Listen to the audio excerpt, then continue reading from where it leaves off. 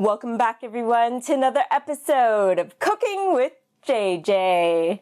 This week's episode is inspired by a real-life event. We were having Shabbat dinner and it came time for dessert, so my mother-in-law brought out an apple cake and my sister-in-law was the first one to take a bite. And she was surprised to find that it was spicy, and I'm not talking about the regular spices that you use in apple cake, apple pie.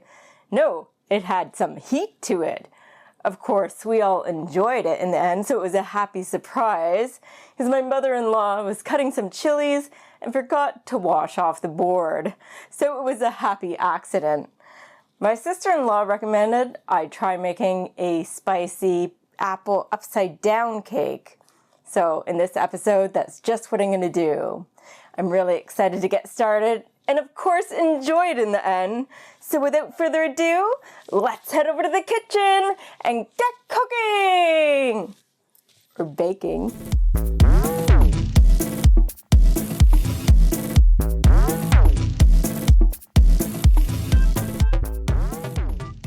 I have 2 Granny Smith apples here I'm peeling. You may not need the full amount, but it's better to have more than less.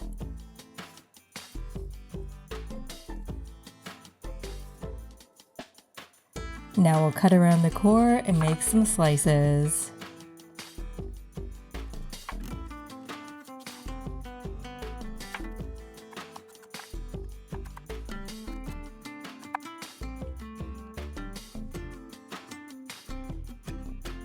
Our apples are sliced up and I'll pour on some lemon juice to prevent enzymatic browning. Although they'll be coated with brown spices soon. I'm dusting on about a half a teaspoon of cinnamon, a 1/4 teaspoon of nutmeg, and an 1/8 of a teaspoon of allspice. And I'll add a little under a half a teaspoon of cayenne. Just massage the apples, massage the spices into all of the apples here. Try to make sure they're evenly distributed.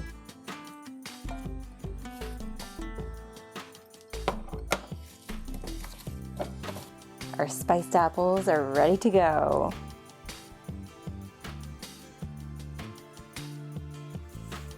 I'm greasing our springform pan, even the bottom just to be on the safe side. I'm adding our round parchment paper, and I'm arranging the apples in a circle, and of course, fill in the middle. You may use a regular cake pan if you wish, but I recommend the parchment on the bottom. We have all the apples arranged for our apple upside down cake. It's all ready to go. Now we're making our caramel. Use a stainless steel sauce pot. I'm adding a 3/4 cup of our raw sugar to our sauce pot. And our heat is on and we're at medium heat right now. I'm adding a tablespoon of maple syrup and I'm adding a 1/4 cup of warm water.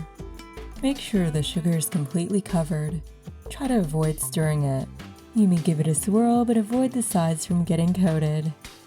If sugar gets on the sides, it may ruin the caramel. In that case, use a pastry brush dipped in water and run it along the sides. Once the sugar starts to bubble, reduce the heat to low. You want it to thicken and become more brown, but you don't want it to burn. This may take about 5 to 10 minutes. If you're worried about going a little too far, have a cold water bath ready to submerge the bottom of your sauce pot. This will stop the cooking process. Once your caramel is ready, slowly pour it over your apples.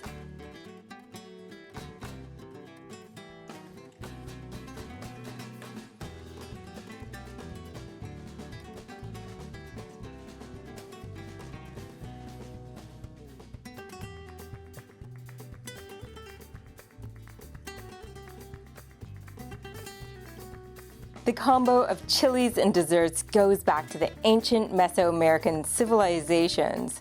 Of course, people in North America are more familiar with spicy chocolate, and they associate it with Mexico because it's quite popular there. The Olmecs, Mayans, and the Aztecs considered cacao a divine gift, and they often enjoyed it in beverage form. as a type of spicy drinking chocolate, and some of you might be familiar with this type of chocolate.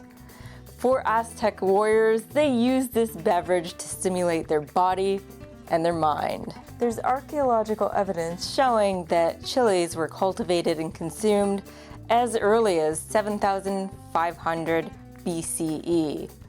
And the combination of the chocolate and chilies was deliberate, not because they forgot to scrub their cutting board. And to sweeten it up, they would incorporate some fruits, sometimes agave or honey. Another common treat to enjoy in Mexico is fruit with chili lime spice sprinkled on top. And speaking of fruit, apples are not actually native to Mexico. They made their way into Mexico between 1500 and 1600. But if you want to make this dessert more Mexican, feel free to use tejocotes.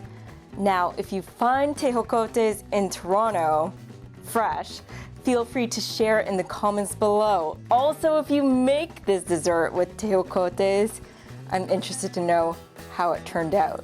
You will need a lot more because they're smaller than Granny Smith apples. They're similar to apples in taste, but a little bit different. And if you know all about them, share down below. Now it's time to make our cake batter. Over in this mug, I'm mixing a 1/3 cup of oat milk with a tablespoon of apple cider vinegar. This is in place of buttermilk. Let this sit for at least 5 minutes. I'm adding a teaspoon of our pure vanilla extract to our vegan milk mixture.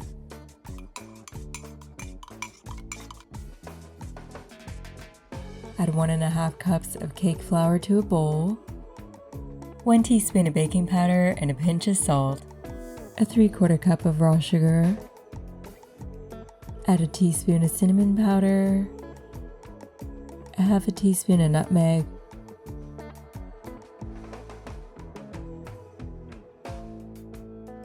and a 1/2 teaspoon of cayenne. Whisk all your dry ingredients together.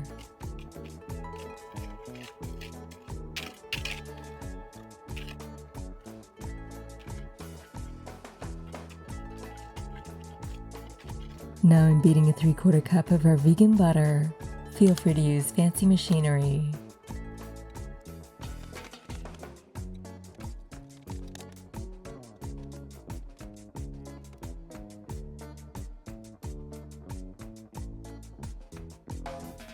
Now I'll mix our whipped vegan butter into our dry ingredients.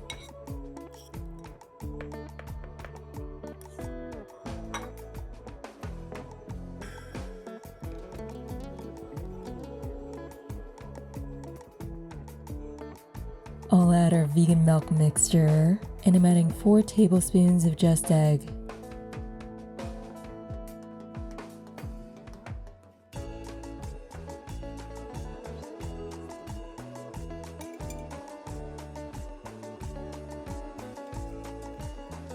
Make sure it's evenly incorporated. So now I shall pour the batter evenly in here, our spring-form pan.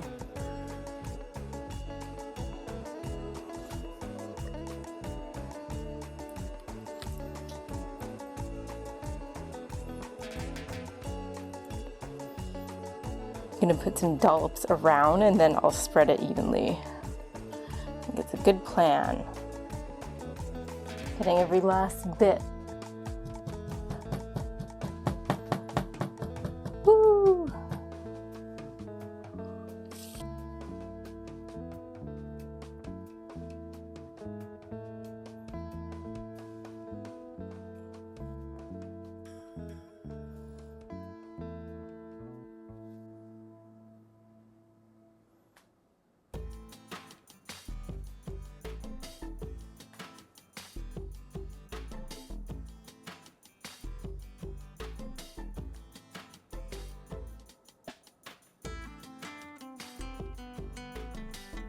Now it's time to go in the oven at 350 for 35 minutes. And it goes.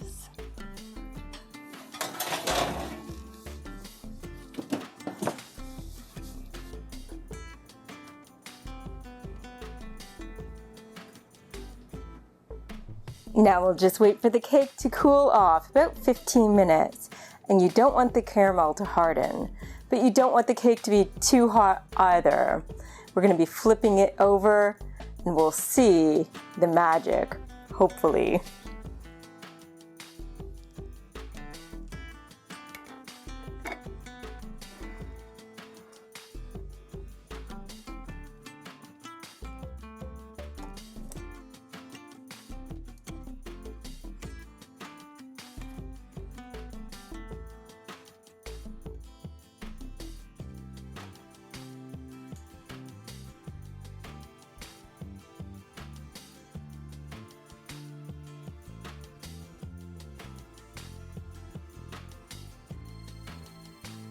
I've carefully removed the cake and we'll let it sit for an additional 20 minutes.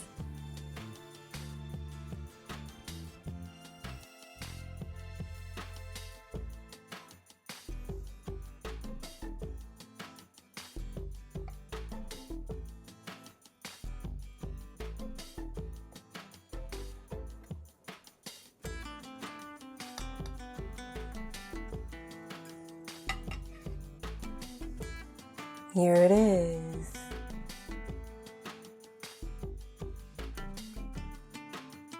It's that time again, everyone. I get to try our delicious spicy apple upside down cake.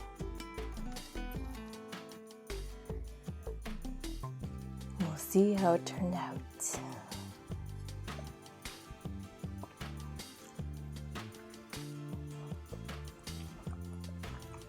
I think I achieved exactly what I'm going for.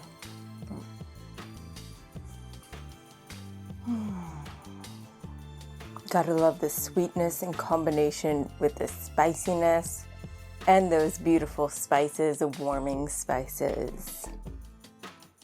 Lovely caramel. If you're not accustomed to any spicy desserts, it's your first time trying this out, feel free to use a small amount and then increase it for the next round. And if that works, you can increase it for the next round. And let me know how this works out for you. Remember, if you like this video in any way, shape, or form, hit that thumbs up button, subscribe to my channel, and hit that little bell notification icon so you don't miss a single video. There's gonna be a new video popping up every Monday at 12 noon Eastern, so you don't wanna miss it. Until next time, this is JJ signing off, keeping things interesting in my kitchen and in yours. Bon appetit.